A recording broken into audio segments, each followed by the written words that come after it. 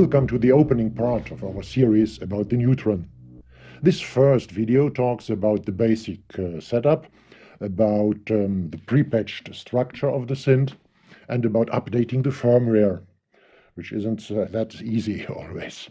Let me begin with a rather simple, puristical setup containing only a MIDI controller, the neutron, and of course my studio sound system. A little bit of it you may see here, I think, at the edge of the video. The MIDI controller needs to be equipped with a traditional 5-pole MIDI plug, which I connect to the MIDI in jack at the upper edge here of the synthesizer, coming from the MIDI controller to the synthesizer. And of course, the audio out here goes to the studio system over there. My MIDI controller is using MIDI channel 1, and I have to take care that the neutron is ready to receive MIDI messages through MIDI channel 1. So the little white dip switches here at the back of the synth should be all switched down, and they are. The graphic shows how to adjust the synth to MIDI channels other than channel 1. Let's have a short look at the other connections the back of the synth is offering. We are going to use them all, and we are going to talk about all of them in detail, but in later videos. But now let me at least mention them. And so we have, of course, the power input jack and the main power switch. We have a USB connection and a MIDI through jack. We have the mentioned dip switches to adjust the MIDI channel. There is an output jack for the headphones, including an attenuator knob.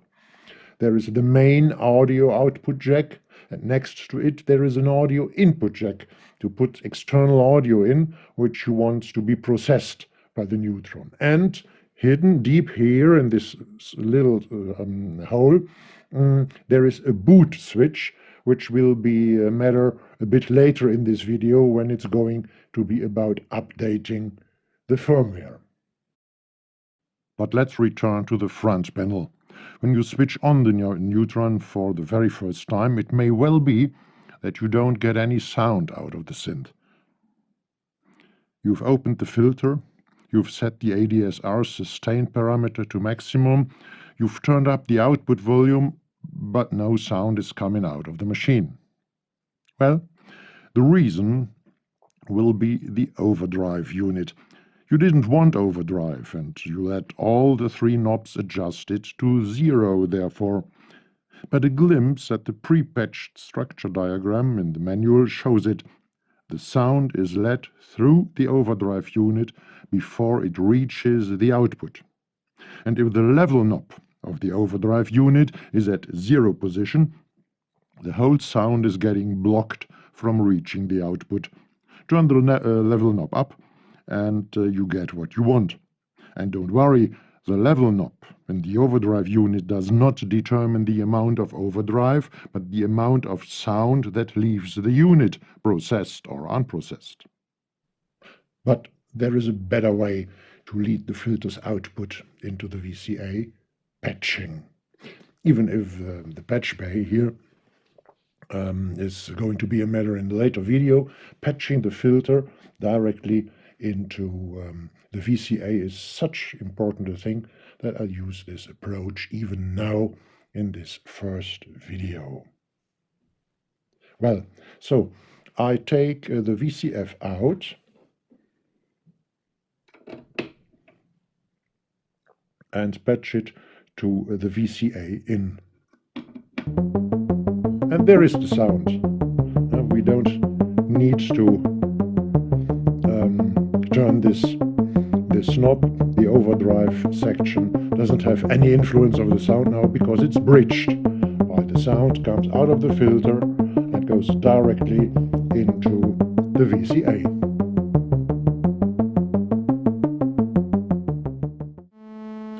All right then, let's have a short look at the structure of the front panel and how the individual components are prepatched, how the default structure of the Neutron is, the default patch, or the normalized routing as the user manual calls it. Here at the left side there are two oscillators which are based on the famous Curtis chips, Curtis CAM 3340, which we can find in a lot of classical synths like the OBX, the SH101, Jupiter 6, Prophet 5, just to name a few.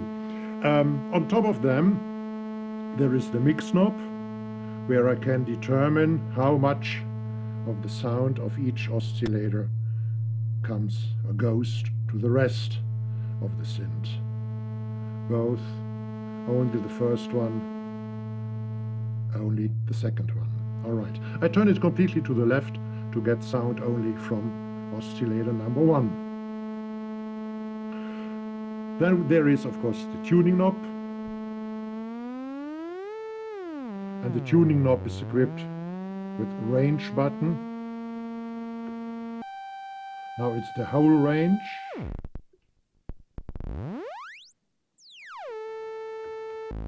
Now we have only the bass frequencies, middle frequencies, and high frequencies.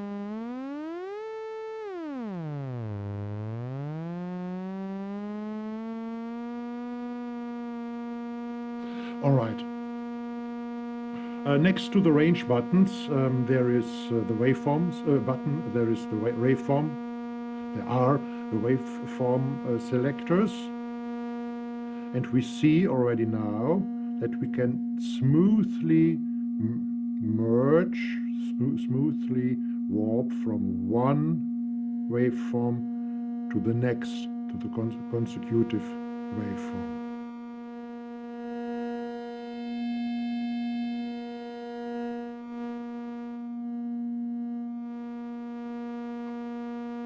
All right, let me leave it to sine wave.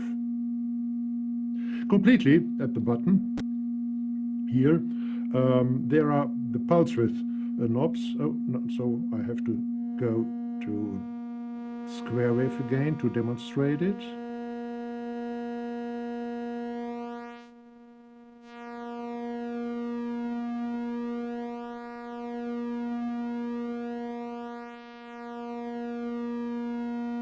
And between the two pulse width knobs here, there are the buttons for oscillator sync and for the paraphonic function of the Neutron, which enables us to independently let it play two different notes, for example, coming from a controller keyboard. All right. The next video in this series talks about the details of all these buttons and functions. There's a lot to say about it. We will have a look at the spectrum and a detailed look at the waveforms and so on and so on. And from video number 3 on, I will show you the details of the other modules of the synth. This next video, number 2, will be still a public one, so you can see it on this channel. But from video number 3 on, the series will be available only for members of our RowFilm-MediaNet community and for citizens of Modular City. Please follow the links in the description to learn more about our community and about Modular City and about how to get a part of the community and a citizen in Modular City. Next to the oscillators, there is the filter module with cutoff frequency knob, of course.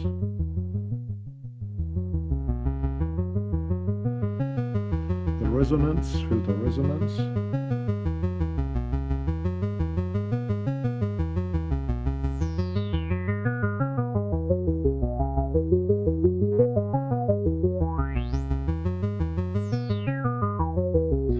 Modulation depth. Modulation depth is related to the LFO, which is by default patched to the filter frequency.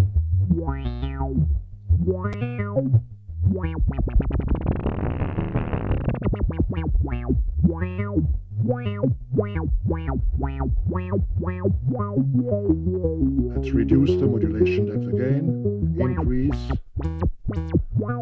reduce, and the depth of the filter envelope, the influence of the filter envelope.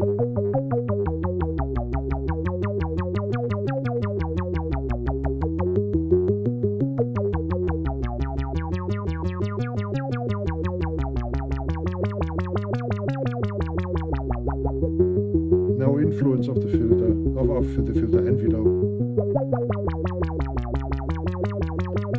Maximum influence of the envelope. All right, let me stop the sequencer. Reduce the release. Next to the filter, and next and below the LFO, there is noise.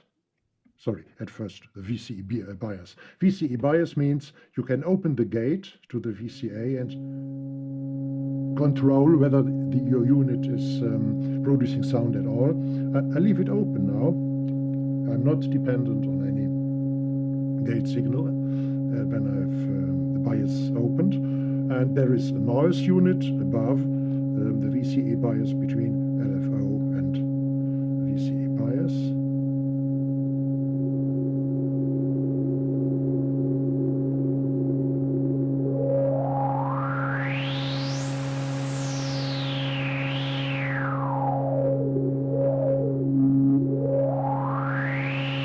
Using the patch bay, I can of course lead only the noise to the output of the synth without any signal from the oscillators.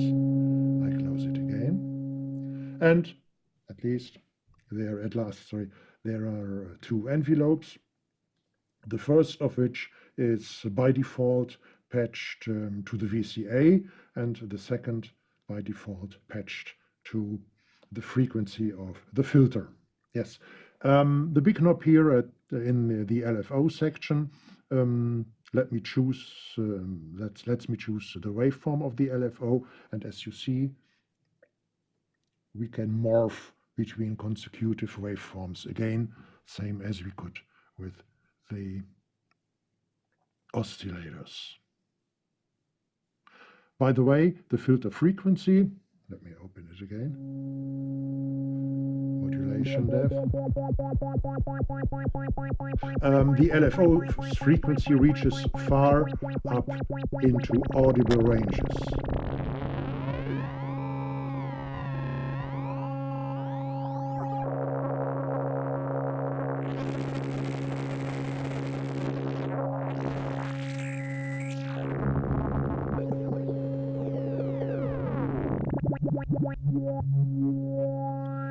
All right.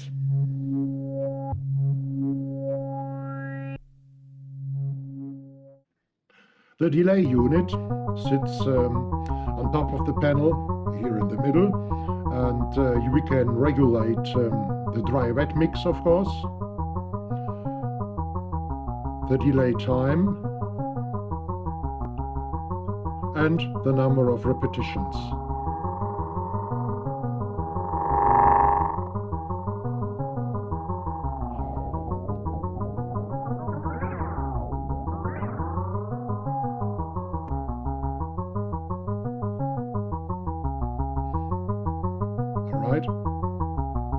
Below, we find the overdrive unit, a little bit known already, with the level knob, the amount of overdrive,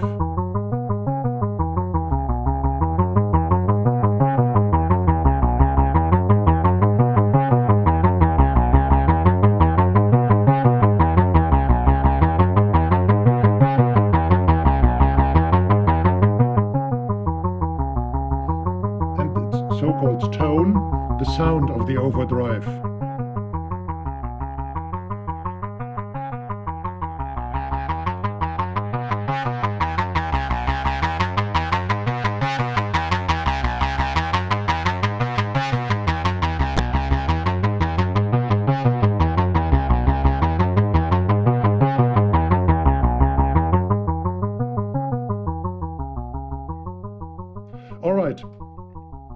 Then, of course, the main output. And below that, a sample and hold unit, a slew rate limiter, and two attenuators, which are, of course, freely patchable. And completely here to the right, we find one of, let's say, the main functionalities of the synth. It's semi-modular synth. One of the main functionalities of Neutron, the patch bay.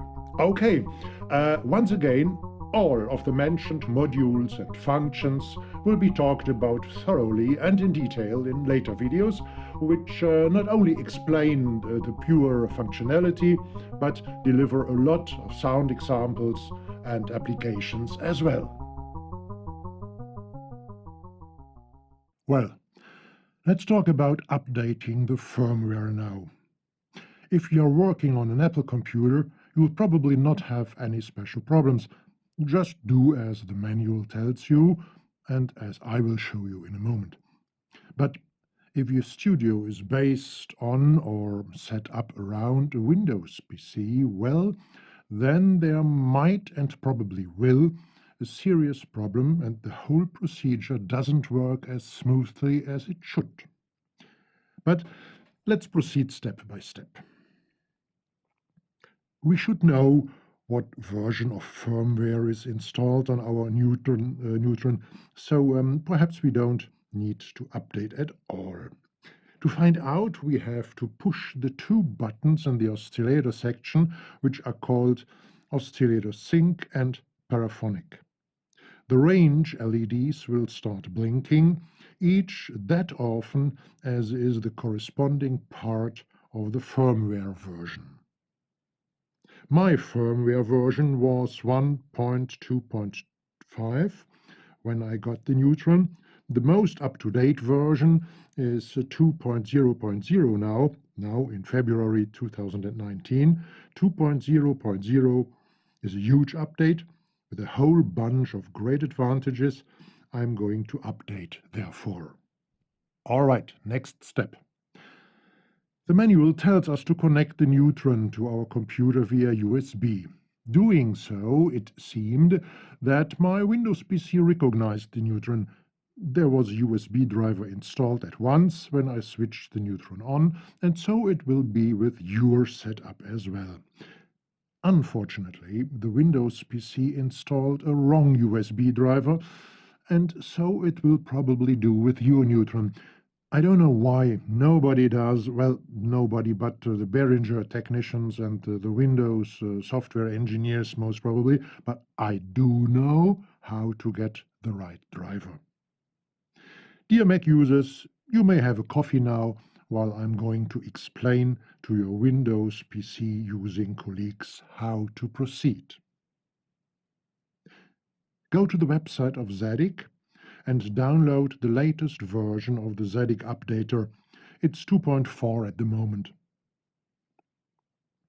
Then connect your Neutron with your PC via USB. The Neutron should still be switched off. Now push the little boot button which is hidden in the little hole on the back of the device. Hold it and switch the Neutron on. The synth is in update mode now. Now run the driver updater that you have downloaded. Click on Options and activate List all devices. Then choose the STM32 bootloader driver. Click Reinstall and you'll have the correct driver now. Great. You can upgrade the firmware of your Neutron now, at last. We'll come back, by the way, dear Apple users. Let's download the Behringer firmware updater now. Go to musictribe.com, type Neutron in the little search box.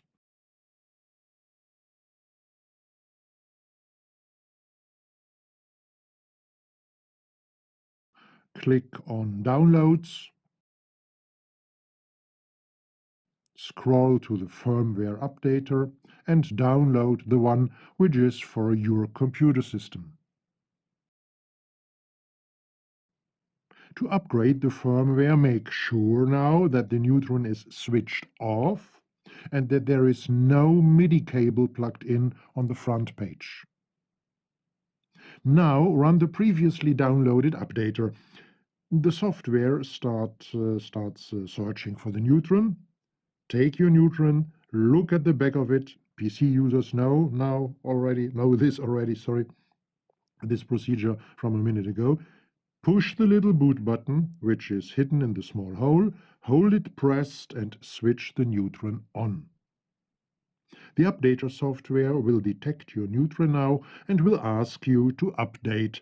Simply click the update button and wait until the whole process is finished. Let me control my firmware version now, and we see it's indeed 2.0.0.